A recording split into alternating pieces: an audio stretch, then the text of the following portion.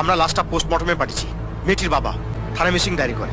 আমরা মেয়েটির সন্ধান করতে গিয়ে খালের জলে তার লাশটা পাই। তুফানের শাস্তি চাই, শাস্তি চাই, শাস্তি চাই, তুফানের শাস্তি চাই, শাস্তি চাই, শাস্তি চাই।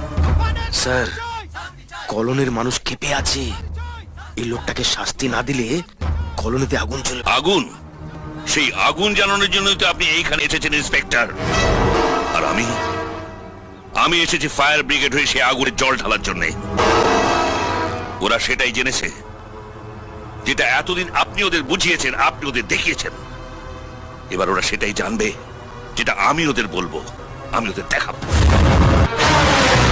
দাবার চালটা আপনি ভালোই খেলেছিলেন, কিন্তু খেয়াল করেননি আপনাকে খাবার জন্য ওই আড়াইটের ঘোড়াও তৈরি আছে। ইন্সপেক্টর প্রতাপ মণ্ডল একজন পুলিশ অফিসার হয়ে আর একজন সিনিয়র অফিসারকে পাবলিকের সামনে অপদস্থ করার জন্য, তার বিরুদ্ধে মিথ্যে চার্জ এনে তাকে ফাঁসানোর জন্য